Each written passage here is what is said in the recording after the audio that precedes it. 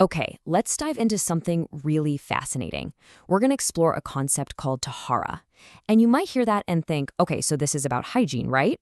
Well, yes, but it's so much more than that.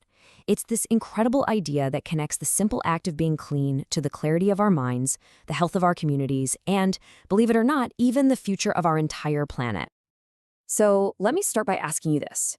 What if clean wasn't just about what you can see on the surface? What if it was a deep guiding principle for how we think, how we act, and how we live our lives? That's the journey we're about to go on. So, first things first, let's get to the heart of what this idea of purity is really all about. So, tahara, you can think of it like a powerful, two-sided coin. On one side, you've got the physical stuff, clean bodies, clean clothes, a tidy space. But on the other side, you have the inner spiritual stuff, a pure heart, a clear mind, doing the right thing. And here's the key. In this worldview, those two sides aren't separate at all. They're totally, completely interconnected. I mean, this one quote really tells you everything you need to know about how important this is. Just let that sink in for a second. Half of faith.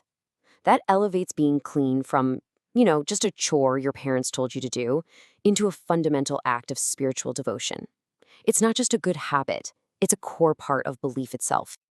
All right, so we have the core principle down. Now, let's zoom in a little and see how it actually applies to our own well-being, touching both our bodies and our minds.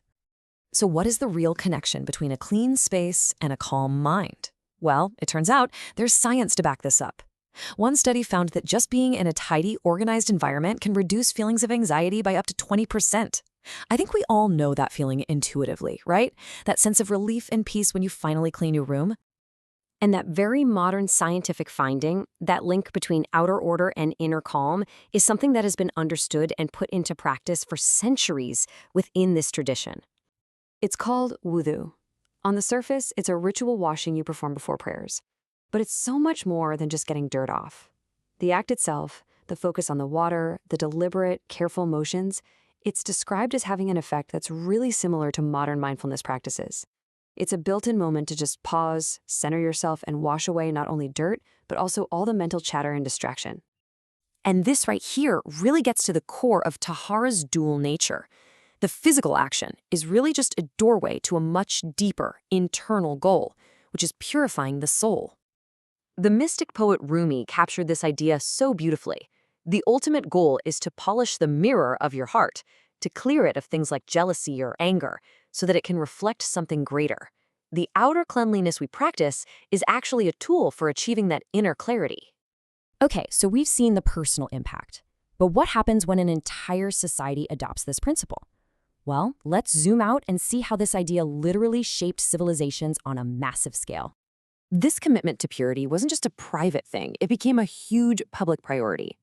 And we're talking about absolutely incredible feats of engineering. Back in the 8th century, you had these complex underground water channels called canals. By the 10th century, the city of Córdoba in Spain was pioneering urban sewage systems, a total marvel for its time. And by the 12th century, Baghdad was famous for its public baths, making good hygiene accessible to everybody. This was public health infrastructure, all driven by a spiritual principle. And that spirit of looking after your shared space is far from a history lesson. It is alive and well today in things like community park cleanups and neighborhood beautification projects. Anywhere you see people coming together to care for the environment they all share. So we've gone from the personal to the historical, and now we're zooming out to the global level. And this is where this ancient idea connects directly to some of the most urgent crises we face today. Look at this number. 1.6 million square kilometers. That is the estimated size of the Great Pacific Garbage Patch. It's this floating, tragic testament to our modern pollution crisis. It's just an overwhelming problem. Yet, here is a principle from the 7th century that speaks directly to that problem. This verse from the Quran warns against what's called israf, or wastefulness. It frames the act of wasting resources not just as being inefficient, but as something that's spiritually wrong. So what you get is this powerful, built-in ethical framework for being a steward of the planet. The principle of avoiding waste, israf, is a direct answer to plastic pollution and overconsumption. And the concept of khalifa, which is this idea of humanity's role as caretakers of the earth, it makes fighting climate change a profound responsibility. Now, just to put this into context, almost every faith has a concept of purity. In Christianity, the focus is often on the spiritual side. In Hinduism and Judaism, you have incredibly powerful and important ritual purity practices. What's really distinctive about the Islamic approach with tahara is how deeply it weaves the physical and the spiritual together into the simple, repeated actions of everyday life. All right, for our final stop, let's bring this ancient idea right into the here and now and see how it's being reinvented and shared in our digital world. You know how it's happening through things as simple and as powerful as a hashtag. This one, hashtag Clean with Faith, became a viral TikTok challenge.